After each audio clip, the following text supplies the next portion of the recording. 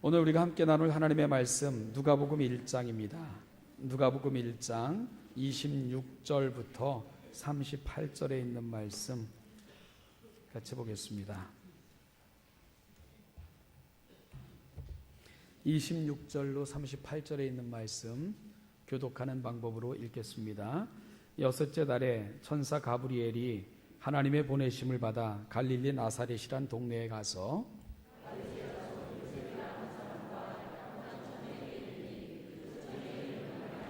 그에게 들어가 이르되 은혜를 받은 자여 평안할지어다 주께서 너와 함께 하시도다 하니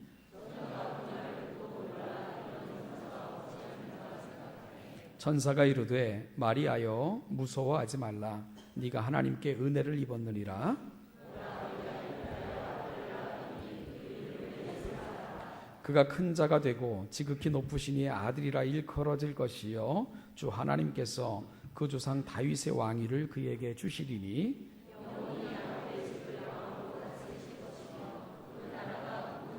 마리아가 천사에게 말하되 나는 남자를 알지 못하니 어찌 이 일이 있으리이까.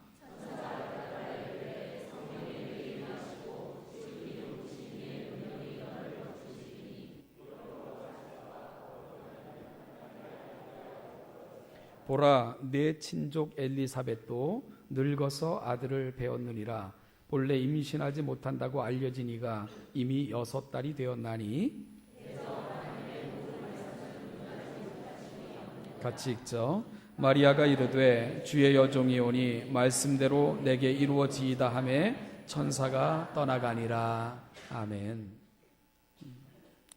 지난주 말씀드렸던 것처럼 신약 성경 중에 가장 긴 장인 누가복음 1장에는 6가지 이야기가 들어 있습니다.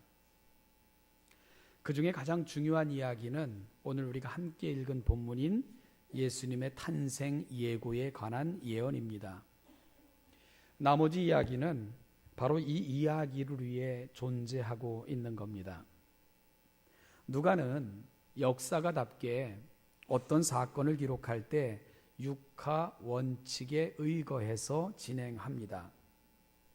따라서 누가에게 있어서 아주 중요한 것은 객관적인 사실의 확인이고 정확한 보도입니다. 그런 그가 예수님의 탄생 이야기를 전해줄 때 가장 먼저 등장시킨 이야기는 다름이 아닌 동정녀 탄생입니다. 세상은 받아들이기 힘든 이야기이고요. 역사상 수많은 비판의 도마 위에 오를 수밖에 없었던 이야기입니다. 왜냐하면 아이가 동정녀의 몸에서 태어난다는 것은 상식과 또한 어떤 세상의 방식에서는 벗어난 이야기이기 때문입니다. 여러분, 그럼에도 불구하고 가장 이성적이고 지적인 누가가 이 이야기를 가장 먼저 기록하고 있는 이유가 무엇일까요? 그것은 그만큼 중요하기 때문입니다. 동정녀의 몸을 통해서 태어나지 않으면 메시아가 아니며 메시아가 될 수도 없기 때문입니다. 죄 없는 자로 오셔서 죄 있는 우리를 대속하기 위해서는 유전적 죄를 갖고 태어나는 그러한 인간을 통해서는 되어질 수 없기에 인간의 혈통을 통해서가 아니라 특별한 탄생이 필요할 수밖에 없었던 것입니다. 이는 구약에서도 끊임없이 강조했던 부분이죠. 구약의 제사 제도에서도 하나님께서는 흠 없는 어린 양의 피로서만 인간의 죄가 사함을 받는 법을 친히 제정해 주시면서 대속의 의미가 바로 이런 거다. 죄 없는 것이 죄 있는 자를 대신할 수밖에 없는 것, 그 원리를 설명해 내셨습니다. 바로 그 성경의 원리를 조차 성경대로 친히 대속의 제물이 되시고자 예수 그리스도께서는 처녀의 몸을 통해 이 세상에 태어나실 수밖에 없었던 것입니다. 따라서 누가는 동정녀 탄생의 놀라운 진리를 가장 강력하게 그 모든 이야기에 가장 앞서 언급하면서 그 사실을 선언하고 있는 것이지요. 그런데 문제가 있다고 말씀을 드렸죠. 우리가 그 사실을 어떻게 믿을 수 있는가? 바로 그 부분이 늘 문제라고 말씀을 드렸습니다. 이와 관련하여 여러분들도 들음직한 그 아주 유명한 일화가 있습니다. 지금은 장로님이 되셨는데요. 그 코미디언 구봉서 장로의 그 일화인데, 이 구봉서 장로가 이 신앙생활 초창기에 이렇게 그 몇몇 교인들과 함께 마태복음 1장을 이렇게 공부하고 있었는데, 그런데 이제 그 멤버들 중에 이렇게 그 마리아가 성령으로 아기를 가졌다는 이 부분이 걸려가지고 진행이 안 되는 거예요. 그러니까 성경 공부 멤버 중에 한 사람이 이 부분을 계속 물고 늘어지는 겁니다. 그러면서 아니 세상에 믿을 게 따로 있지, 어떻게 처녀가 아이를 가졌다는 이 황당한 이야기를 우리 보고 믿으라는 거고, 어떻게 이런 이야기가 성경이라는 책에 쓰여질 수가 있느냐, 이렇게 계속 따지는 거예요. 그러니까 이 성경 공부는 진도가 나아가지도 못하고 사람들은 답답하고 그런 지경이었는데, 그때 그 성경 공부 멤버였던 구봉서 씨가 옆에서 지켜보다가 하도 답답하니까 그렇게 따지는 사람에게 이렇게 한마디 하셨다고 합니다. 야, 지서방도 가만히 있는데 왜 네가 난리냐? 그러니까 지서방도 가만히 있는데 왜 네가 왜 그걸 가지고 따지고 그래? 뭐 그래, 그렇게 하면서 이렇게 넘어갔다는 그런 얘기가 이렇게 전해지고 있는데, 어쨌든 그 동서고금을 막론하고 이 이야기는 참 그 받아들여지기 힘들고 이해되어지기 힘든 그러한 이야기입니다. 왜냐하면 경험한 적이 없으니까, 그리고 본 적도 없으니까. 그런데 어떻게 이 이야기가 우리 가운데 믿어질 수가 있는가? 그리고 저와 여러분들은 이 이야기를 어떻게 믿게 되었는가? 누가는 오직 성령이 답이라고 가르쳐주고 있는 겁니다. 그러니까 성령이 임하시면 가능하다고 말씀하는 거예요. 처음에는 마리아도 이 사실을 믿지 못했죠. 그럴 때 천사가 마리아에게 말하기를 성령이 내게 임하시고 지극히 높으신 이의 능력이 너를 덮으리니 그러므로 나실 바 거룩한 이는 하나님의 아들이라 일컬어지리라, 이렇게 말씀을 하셨습니다. 그러니까 성령이 내게 임하시고 지극히 높으신 이의 능력이 네게 임할 때 이 일이 이루어질 뿐만 아니라 네가 이 사실을 믿게 될 것이다, 이렇게 누가가 천사의 말을 저와 여러분들에게 전하고 있는 겁니다. 누가복음과 사도행전은 특별한 그 별칭을 많이 갖고 있는데요. 사도행전을 성령행전이라고도 하고, 그리고 또 누가복음을 성령복음이라고 부르기도 합니다. 그런가 하면은 사도행전을 기도행전이라고 부르기도 하고요, 누가복음을 기도복음이라고 부르기도 합니다. 그만큼 누가는 누가복음과 사도행전에서 성령의 역사를 특별히 강조하고 있는데요. 그리고 이 놀라운 성령의 역사가 경험되어지는 곳에는 늘 기도라는 습관화된 모습이 있었다는 것을 보도해 주고 있습니다. 그러니까 기도와 성령 충만은 늘 함께 가는 개념인 것이지요. 이 말은 우리가 성령으로 충만한 삶을 살기를 원한다면 늘 기도의 자리로 나아가야 함을 말씀해 주고 있는 것입니다. 누가복음에는 기도하시는 예수님의 모습이 자주 등장을 합니다. 사도행전에는 기도하는 교회의 모습이 자주 등장을 합니다. 누가복음에는 성령의 인도하심을 받아 말씀하시고 행동하시는 예수님의 모습이 자주 등장을 합니다. 사도행전에는 성령의 음성을 듣고 성령으로 충만하여 성령의 인도하심으로 말하고 행동하는 사도와 또한 제자들의 모습이 자주 등장합니다. 아니, 자주 등장하는 것이 아니고요, 사도행전 전체가 그런 내용입니다. 하나님의 성령으로 충만하여 이해하게 되고 깨닫게 되고 깨달은 바를 전하고 깨달은 바가 삶의 내용이 되는 이런 내용 전체가 사도행전 전반에 흐르고 있는 가장 중요한 모습인 것을 확인할 수 있죠. 여러분, 그러니까 사도행전은 누가복음과 너무너무 닮아 있는 것입니다. 이 말은 다시 말하면 사도행전 공동체는 예수님의 모습을 너무너무 닮아 있다는 것을 우리가 확인할 수 있는 것입니다.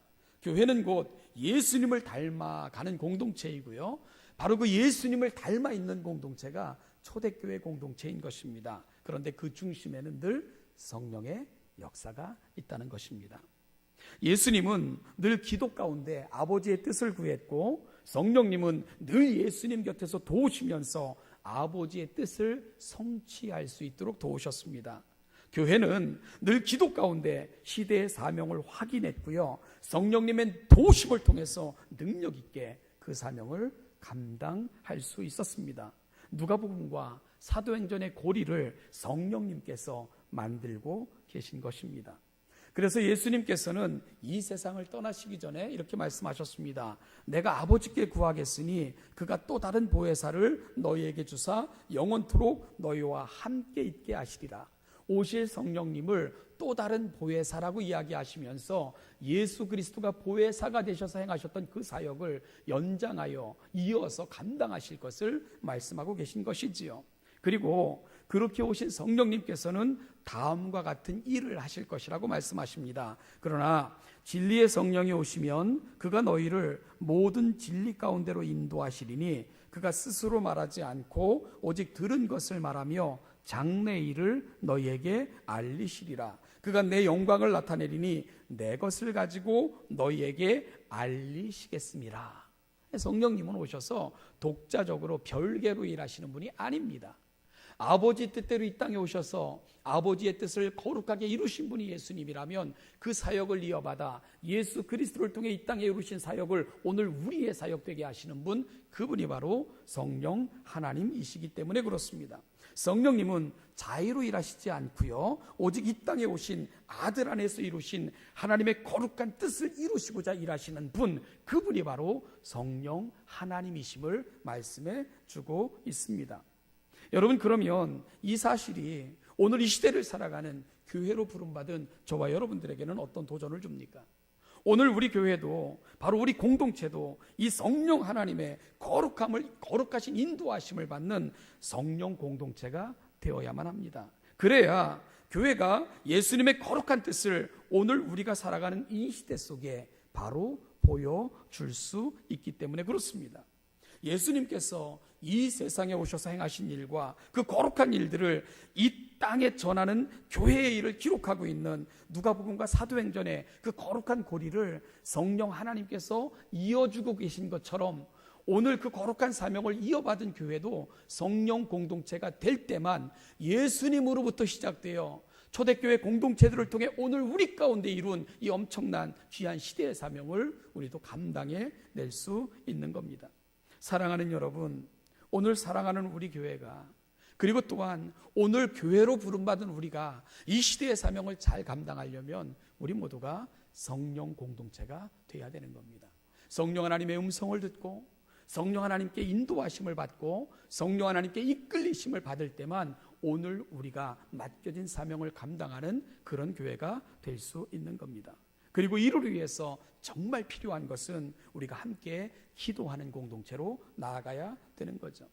그래서 이런 글이 있습니다. 기독교는 기도교이며 교회는 기도집이고 성도는 기도인이다. 이런 얘기도 있습니다. 기도하고 성령으로 충만하여 시대의 사명을 감당했던 초대교회처럼 오늘 우리 사랑하는 교회가 이 맡겨진 시대의 사명을 감당하려면 역시 같은 패턴이 되풀이돼야 됩니다. 기도하고 성령으로 충만하여 시대의 사명을 분별하여 감당하는 교회, 이것이 바로 오늘 우리가 나아가야 될 우리 교회의 방향이어야 될 것입니다. 성령께서 마리아의 마음에 감동을 주셨을 때 마리아는 수택해 되리라는 천사의 말을 비로소 받아들일 수가 있었습니다. 그리고 이렇게 고백을 합니다. 주의 여종이 오니 말씀대로 이루어지이다. 여종이 오니, 주의 여종이 오니 말씀대로 이루어지이다. 여러분, 마리아가 이 고백을 할 때 마리아는 진리를 영접한 것입니다. 하나님께서 우리의 구원을 위해 계획해 놓으신 이 놀라운 진리를 영접하고 있는 거예요. 가슴으로 영접한 것입니다. 지식과 이성을 뛰어넘어 하나님의 위대한 세계로 그렇게 들어설 수 있었던 것입니다. 하나님께서 그녀에게 맡기신 그 큰 사명을 수납하기로 결정하고 고백하고 있는 겁니다. 믿을 수도 없고 받아들일 수도 없는 이 사실 앞에 성령 하나님께서 그 마음을 감동하시고 그 영혼에 빛을 비춰주시고 그 영혼 속에 불을 붙여주셨을 때에 마리아는 이 사실 앞에 아멘으로 나아가면서 하나님 맡긴 이 시대의 사명을 감당하겠노라고 주의 여종이오니 주님께 합당한 대로 쓰임을 받기를 소망합니다 고백하며 하나님 앞에 나아갈 수 있었던 것입니다. 그러면 여러분, 이 진리를 저와 여러분들이 받아들인다면, 그리고 이 사실을 믿고 있다면 또한 우리가 나아가야 될 삶의 자리는 어디일까요? 오늘 우리가 이 사실을 믿고 있다는 것, 이 사실을 받아들여 우리의 신앙의 고백으로 삼고 있다는 것은 여러분, 내 지식과 내 이성으로 되어진 것이 아니라 성령께서 우리 영혼에 빛을 비춰주셨기 때문입니다. 성령께서 우리 영혼을 어루만져 주셨기 때문입니다. 여러분, 성령님께서 우리 영혼에 빛을 비춰주셨기 때문에 이 사실을 우리가 아멘하며 나아가게 된 것이에요. 그렇다면 이 사실 앞에 우리는 어떤 고백으로 나아가야 될까요? 마리아는 그 말씀 앞에 진심으로 순종하며 하나님의 거룩한 뜻이 나의 삶을 통해 이루어지기를 원합니다. 나는 주님의 계집종이오니 주의 말씀이 내 삶 속에 이루어지이다 고백하며 순종하며 나아갔던 것처럼 오늘 우리가 이 사실을 받아들이며 성령 하나님이 내 속에서 이 일을 이루신 것을 믿는다면 우리 역시 마리아처럼 순종하며 그 말씀 앞으로 나아가는 이런 삶의 모습이 있어야 된다는 겁니다. 이것이 바로 은혜 받은 자의 길이기 때문입니다. 마리아에 대한 이야기는 누가복음 2장에서 다시 언급이 됩니다. 예수님의 부모가 예수님께 할례를 행하고자 아이를 데리고는요 예루살렘을 방문하게 됩니다. 그럴 때 그를 알아보는 사람이 있었어요. 누굽니까? 시몬이라는 사람입니다. 그래서 그 부모가 아이를 안고 자신에게 나왔을 때 시몬은 아이를 가슴에 안고 이 땅에 이 아이를 보내주신 하나님을 송축하고는 그리고 아이를 부모에게 돌려주고는 그 부모를 축복합니다. 그리고 특별히 시므온은 마리아를 주목하면서 마리아에게 의미심장한 예언을 해요. 어떤 예언을 했냐면 이는 이스라엘 중 많은 사람을 패하거나 흥하게 하며 비방을 받는 표적이 되기 위하여 세움을 받았고 또 칼이 네 마음을 찌르듯 하리니 이는 여러 사람의 마음의 생각을 드러내려 함이니라. 칼이 네 마음을 찌르듯 할 것이다. 여기서 이 마음으로 번역된 단어는 사실은 영혼이라는 단어와 같은 말로 쓰이는 단어입니다. 여러분, 칼이 네 마음을 찌르듯 한다. 어떤 뜻입니까? 칼이 영혼을 갈기갈기 찢어 산산조각이 내듯이 네 마음이 그러한 고통 가운데 찢어질 것이고 그런 아픔을 당할 수밖에 없을 거야. 시므온이 마리아를 바라보며 그런 예언을 하고 있는 것입니다. 처녀의 몸으로 예수님을 잉태하고 쉽지 않은 시절 그분을 양육하고 그분의 공생의 기간 모진 박해와 외면을 함께 견디어낸 여인이 마리아입니다.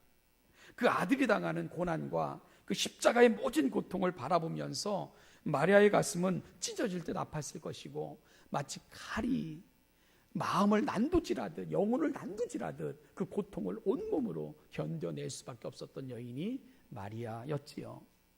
바로 인간적으로는 한없는 정말 한 많은 그런 인생을 살아갈 수밖에 없었던 여인이 마리아였을 것입니다. 시므온은 그 여인이 은혜 받은 자로 살아가는 길이 결코 쉽지 않을 것임을 그렇게 말씀해 주고 있는 것입니다.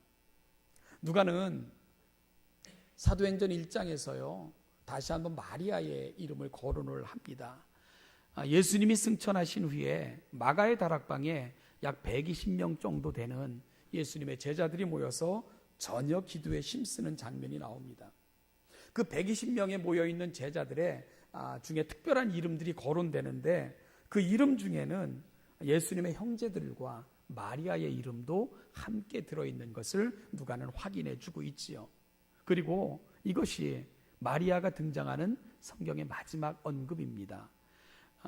마리아는 120명이 기도하는 그 자리에 모습을 드러낸 것으로 그 이름이 거론되고는 그리고 성경의 무대에서 마리아는 사라집니다. 자, 여러분 그러면 한번 이런 생각을 해볼 필요가 있어요. 다른 복음서에도 기록되지 않은 이 예수님의 탄생에 관한, 그리고 탄생할 때 주변에 대한 이야기, 그리고 예수님의 어린 시절의 이야기, 예수님과 사람들 앞에 사랑스러워갔던 그 성품에 대한 이야기, 이런 이야기들을 누가는 누구를 통해 들었을까요? 아마 마리아를 통해 들었지 않을까. 그 마리아가 이와 같은 일들을 해 주었을 것을 우리가 그렇게 상상할 수 있겠지요.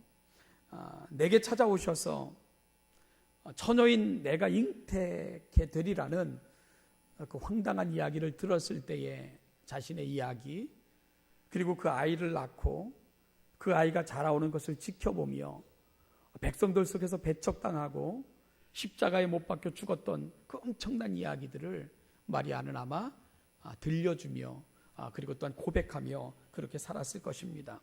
그리고 사도행전 1장에서 기도하는 그녀의 모습을 마지막으로 보여주고는, 그리고 마리아는 사실 성경의 무대에서 사라져 버리죠. 그런데 이 모습을 묵상하면서 그 모습이 참 아름답다는 생각을 했습니다. 여러분, 많은 무리 속에 섞여서 기도하는 모습으로 마무리되어지고 그리고 조용히 사라지는 마리아의 모습. 사실 초대교회에서 이런 논쟁이 붙었어요. 마리아는 하나님을 낳은 어머니인가 아닌가, 이런 논쟁이 벌이기도 했어요. 그럴 때 개혁주의는 마리아는 하나님을 낳은 여인이다, 축복된 여인이다, 이렇게 결론을 내렸죠. 그렇죠. 마리아는 하나님을 낳은 여인 아닙니까? 이게 얼마나 대단한 사건입니까? 그리고 그 어머니가 되었기 때문에 당해야 됐던 모진 아픔과 서러움, 그리고 시므온이 예언했던 것처럼 칼이 마음을 찌르는 것 같은 그런 고통의 순간을 얼마나 많은 순간 경험할 수밖에 없었던 것, 그게 바로 마리아의 인생이었다는 거예요. 그래서 천주교는 이 마리아를 우상화하면서 마치 그녀가 예수님과 우리 사이의 중보자라도 되는 것처럼, 예수님의 어머니에게 기도하면 기도의 응답이 잘 되는 것처럼 그렇게 취급하고 싶어하는 것이 어찌 보면 사람의 마음일 거예요. 마치 또 그럴 것 같다는 생각도 듭니다. 그런데 중요한 것은 마리아는 우상이 되지 않았다는 사실입니다. 그녀가 교회에서 그 어떤 지위와 권세와 영광을 누렸다는 기록은 초대교회 기록 어디에도 남아있지 않습니다. 보상을 기대하는 그 어떤 모습도 보이지 않았습니다. 내가 예수를 낳았고 그 예수 때문에 내가 얼마나 고생했고 내가 얼마나 극진히 양육했고 내가 얼마나 수고했는데, 그녀는 그 무한한 영광의 길 취할 수도 있었고 걸을 수도 있었지만 그 여인은 그 영광 가운데 단 한 번도 몸담으려고 하지 않았다는 사실입니다. 여러분, 마귀는 늘 누군가를 높이려고 해요. 그리고 누군가를 주목하게 합니다. 그러면서 시험에 들게 하는 거예요. 그러면서 그가 우상이 되게 하는 거고, 그러므로 시험거리가 되게 하는 거예요. 여러분, 마리아는 그 마귀의 시험에 언제든지 노출될 수 있는 특별한 지위를 누렸던 여인이 마리아입니다. 사람들이 마리아를 바라보면서 얼마나 존경했을 것이고, 예수님의 어머니, 하나님을 낳은 어머니 얼마나 극진하게 대하려고 했겠어요. 그러나 마리아는 그 명성과 칭찬 속에 자기의 삶을 놓지 않았습니다. 마리아가 보여주는 모습은 그 똑같이 기도하며 그리고 마지막으로 교회를 섬기는 모습으로 그렇게 살다가 그렇게 조용히 역사의 무대에서 사라진 것으로 성경은 저와 여러분들에게 소개하고 있기 때문입니다. 시므온의 예언처럼 영혼이 칼로 찢어내는 그런 아픔을 겪었지만 그 어떤 보상도 아닌 은혜로 살다가 은혜 가운데 생을 마친 여인, 그래서 마리아가 존경받는 여인이 될 수 있었던 것입니다. 예수님을 낳았기 때문이 아니라, 예수님의 어머니이기 때문이 아니라, 그 여인이 보여줬던 그 많은 수고 때문이 아니라 그 아름다운 은혜 받은 자로서 살아갔던 모습, 그것이 바로 우리가 다시금 마리아를 묵상하는 이유인 것이지요. 이것이 은혜 받은 자의 길이에요. 예수를 따라가는 길은 이래야 된다는 것을 마리아는 보여주고 있는 겁니다. 그리고 이것이 진짜 축복이라는 것을 마리아는 저와 여러분들에게 확실히 보여주고 있는 것입니다. 남이 당신을 높일 때 그건 위험한 겁니다. 누군가 여러분들을 칭찬할 때 그것이 바로 위기입니다. 터키를 이렇게 방문했던 적이 있었는데요. 마리아가 말년을 보낸 집이라고 가이드가 소개를 해서 그 집을 이렇게 둘러본 적이 있습니다. 아주 작은 산골 정말 작은 집이에요. 그 집에서 생을 마칠 때까지 요한이 예수님의 유언을 조차 끝까지 섬겼노라고 그렇게 기록되어 있었습니다. 사랑하는 여러분, 마리아는요, 사람들 속에 높아지는 길을 택하지 않았습니다. 사람들의 명성을 취하고 누리는 삶을 택하지 않았습니다. 많은 사람들 속에서 그의 명성에 걸맞는 대접을 받고자 애쓰지 않았습니다. 마리아가 나타나는 성경의 마지막 모습은 성도들과 함께 기도하는 여인의 모습이었습니다. 그리고 마리아는 그렇게 작은 곳, 조용한 곳, 그리고 또한 모든 사람들과 격리된 곳에서 조용히 기도하며 다시 오실 그 아들을 만난 날을 준비하며 그런 은혜 받은 자의 삶을 살아갔던 여인, 그 여인이 바로 마리아였던 것입니다. 여러분, 은혜 받은 자가 가는 길, 칼이 마음을 찌르듯 그렇게 그 은혜가 우리 삶 속에 찾아올 때 그것이 고난이라 할지라도 감사할 줄 알며 기도의 길을 걸으며 올곧게 신앙의 길을 걷는 것, 그것이 바로 사실은 은혜 받는 자가 보여주는 삶이어야 되고 은혜 받은 자가 가는 길이어야 됩니다. 이것이 은혜 받은 자의 길이며 성령 받은 자의 길인 것입니다. 엘리야가 떠날 때가 됐죠. 그럴 때 엘리사가 갑절의 은혜를 구합니다. 당신이 받은 그 갑절의 은혜가 내게 있기를 원합니다. 그럴 때 엘리야가 엘리사에게 뭐라고 말합니까? 네가 참 어려운 길을 구하는구나. 어려운 길을 구하는구나. 멋있어 보였죠. 기도하면 하늘이 막히기도 하고, 기도하면 하늘이 열리기도 하고, 불이 하늘로부터 내려와 태우기도 하는 그 엄청난 은혜, 엄청난 능력을 이 땅에 보여줬던 인물 엘리야. 엘리사는 어찌 보면 그런 엘리야의 삶을 흠모했던 것 같습니다. 그래서 내게 갑절의 영감과 은혜가 더하기를 원합니다 라고 요청했을 때 엘리야가 엘리사에게 뭐라고 말합니까? 네가 어려운 길을 구하는구나. 여러분, 은혜 받은 자는 어려운 길을 가는 거예요. 은혜 받은 자는 고난의 길을 가는 것입니다. 남이 걷지 않는 길을 걷는 것입니다. 은혜 받는 자는 늘 기도의 골방에서 가슴으로 누구를 안고는 가슴이 찢어지듯 기도하며 그 영혼을 치료해내는 그런 길을 살아가는 것입니다.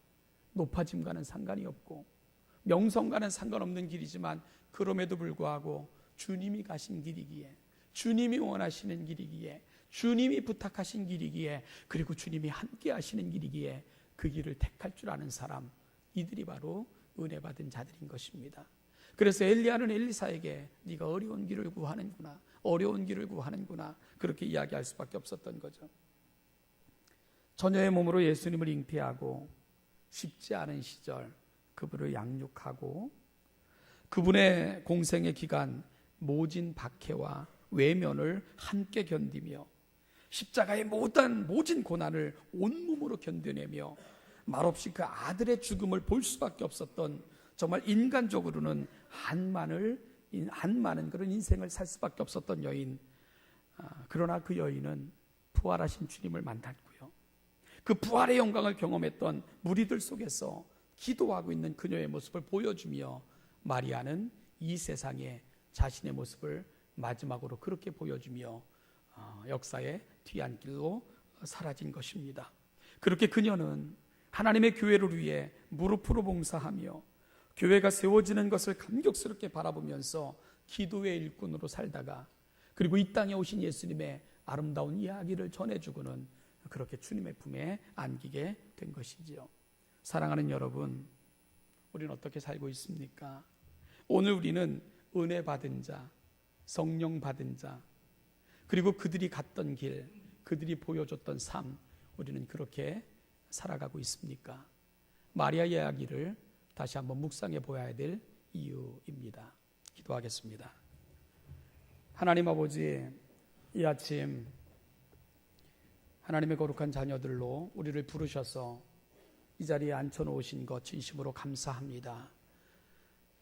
우리가 받은 은혜, 하늘을 두루마리 삼고 바다를 먹물 삼아도 다 기록할 수 없고, 오늘 우리의 이성과 지성을 뛰어넘어 이 엄청난 사실을 믿음으로 받아들이게 된 그 은혜가 우리 가운데 있건만, 우리가 정말 은혜 받은 자로, 성령 받은 자로 살아가고 있는가를 다시 한번 묵상하는 가운데 은혜 받은 자의 길, 성령 받은 자의 길로 그렇게 걸어갈 수 있는 우리 신혼예담교회 모든 성도들이 되게 하여 주시옵소서. 감사드리며 예수님의 이름으로 기도하옵나이다. 지금은 우리 주 예수 그리스도의 은혜와 아버지 하나님의 무한하신 사랑과 성령의 인도, 교통, 충만케 하심이 은혜 받았음에 은혜 받은 자로 살다가, 성령 받았음에 성령 받은 자로 살다가, 이 땅에 주님 부르시는 그날 영광스러운 자리에서 영광스러운 주님을 배웠고 영광의 주와 함께 그 영원한 잔치에 참여하기를 소망하며 이 자리에 있는 우리 사랑하는 신혼예담교회 모든 성도들과 그 사랑하는 성도들이 살아가는 모든 삶의 자리마다 이 은총과 은혜가 지금부터 영원까지, 그 영원까지 함께 하시기를 축원하옵나이다. 아멘.